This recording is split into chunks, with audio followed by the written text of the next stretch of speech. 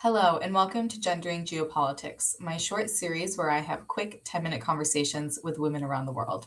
My name is Emily Prey, and I'm the director of the Gender Policy Portfolio and of the Mass Atrocities and International Law Portfolio at the New Lines Institute based in Washington, D.C. Today, I'm speaking with my friend and colleague, Zara Farouk, an analyst at New Lines, about rising nationalism in India. Thank you so much for joining me, Zara. Thanks for having me, Emily. Can you give us a bit of a background of the ideology of the BJP called Hindutva? So I'll start with clarifying that Hindutva and Hinduism are both two very separate things. Hindutva is a political ideology, and Hinduism and its practices and its preachers are very different. And oftentimes it is dangerous to conflate the two things. What we're seeing today in India is the rise of a far-right ethno-nationalist ideology, and it is the most prevalent form of right-wing extremism in India.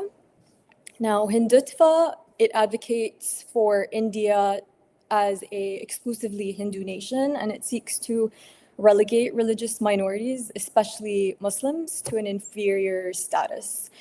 And this is a far cry from the principles that India was founded upon after freeing itself from colonialism. India was founded upon the principles of democracy, secularism, and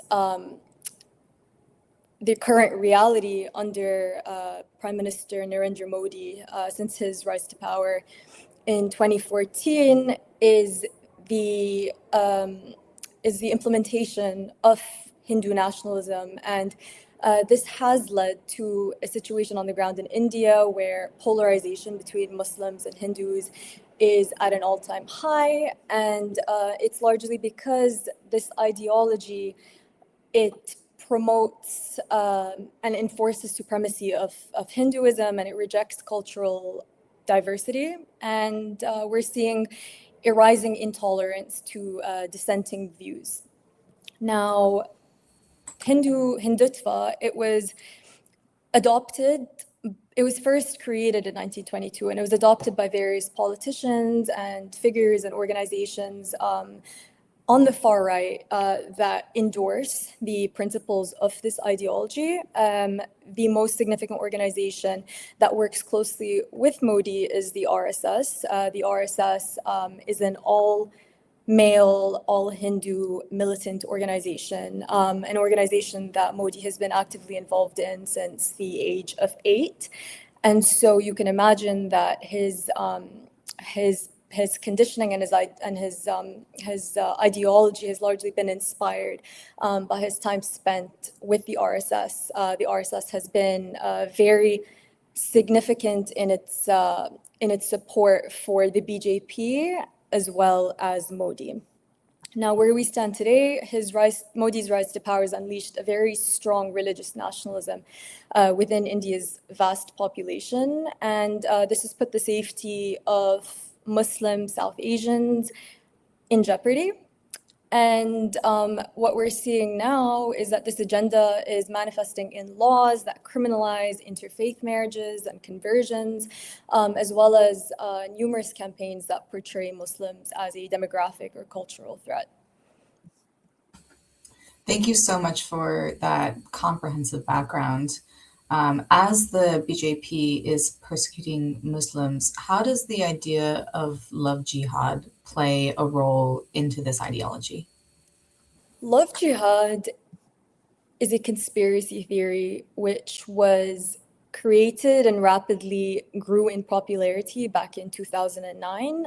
This became a trending hashtag on Twitter. It was a very popular WhatsApp campaign that was forwarded numerous times. And essentially, love jihad, it is a narrative which frames Muslim men as dangerous and predatory, particularly in their pursuit of Hindu women. It's an Islamophobic term which far-right Hindu groups have used to imply that Muslim men prey on Hindu women to convert them to Islam through marriage.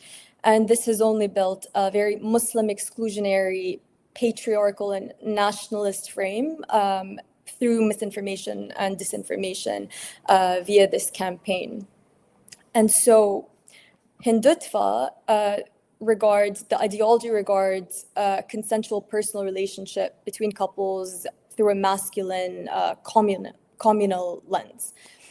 From what we're seeing, since the BJP took power, of the 28 Indian states, 9 of them have instituted laws regulating religious conversion, and then also legal ways to make interfaith marriages more difficult to achieve. So a new law was passed called the Special Marriage Act, and this requires a public notice period for a Hindu-Muslim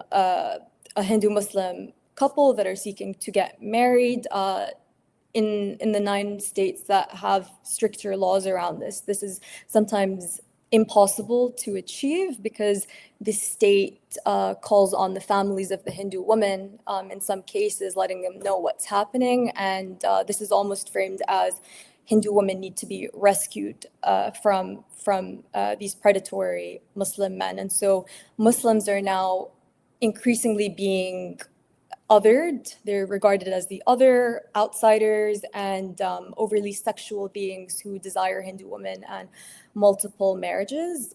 Another component of this love jihad conspiracy is the population jihad conspiracy, which espouses that a marriage between a Hindu woman and a Muslim man is because the Muslim man seeks to impregnate a Hindu woman and essentially have Muslim children, which is in pursuit of creating a Muslim majority state. Now, in the reverse, in India, under Hindutva, if it was a Hindu man marrying a Muslim woman, this is framed more so as romantic, and it's more embraced just because it's regarded as less predatory if it's in the reverse. And so this rhetoric is extremely dangerous. We've seen cases of lynch mobs, going after Muslim men who are in consensual relationships with Hindu women, but are accused of essentially forcing women, which is extremely sexist, and it's created a lot of it's put Muslim men in danger in the country. We see a lot of this in other situations where patriarchal societies exist, which are most societies in the world. We're seeing this with the Uyghurs in China, where as a part of Xi Jinping's genocide, he is encouraging Han men to marry Uyghur women to make them Han ethnic Chinese and have their children become Han ethnic Chinese. So this is definitely a common gendered aspect used by authoritarian leaders. Now, looking a bit more broadly to the global geopolitics of the situation, what is the foreign policy impact of India's relationship with the Gulf and its Gulf partners, given that millions of Indian expats live in Muslim majority countries in the Gulf? Thanks for asking this question. So India's relationship with the GCC, historically, it goes way back. They've had a good relationship. As you mentioned, there are 9 million Indian expatriates living in the Gulf across the GCC countries. And that's a huge community. And it's not just about numbers, it's more so also about the economic benefits that these expats bring back to India. There are billions of dollars worth of remittances that are sent back to India. And so this relationship is strategic for multiple reasons. There's economic interest, there's trade between the GCC and India. And so the question really is, how has India's growing far right and the rise of far right nationalism impacted its relationship with its GCC partners? And based on what we're seeing right now, India has long since prided itself on being a friend to all. it doesn't align particularly with one bloc. It was one of the founding members of the non-alignment movement.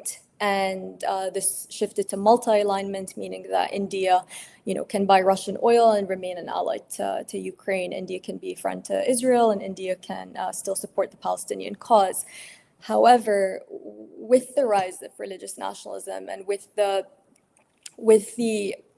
the shift in India's core principles away from democratic ideals, away from secularism, we're in a position now where the balancing act is not really aligning, particularly in the situation we're witnessing right now in the Middle East. India has tried to be on good terms with anyone without fully committing to a side, but right now, Prime Minister Modi has been very careful. He's expressed sympathy for Gulf states, but he's avoided, directly criticizing the U.S. or Israel, for example, for highly controversial acts, the killing of over 200 schoolgirls in Iran. Iran also has deep historic ties with India.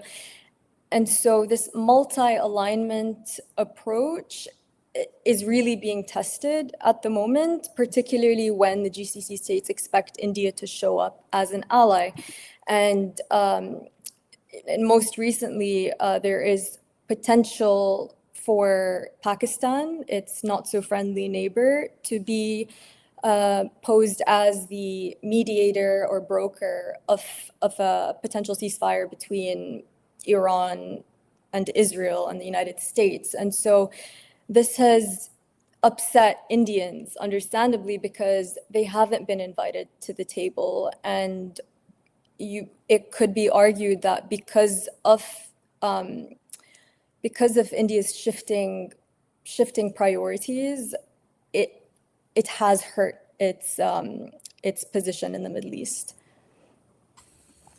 Thank you so much for coming on Gender and Geopolitics today, and thank you for your time and for your expertise, Zara. Thank you so much for having me, Emily.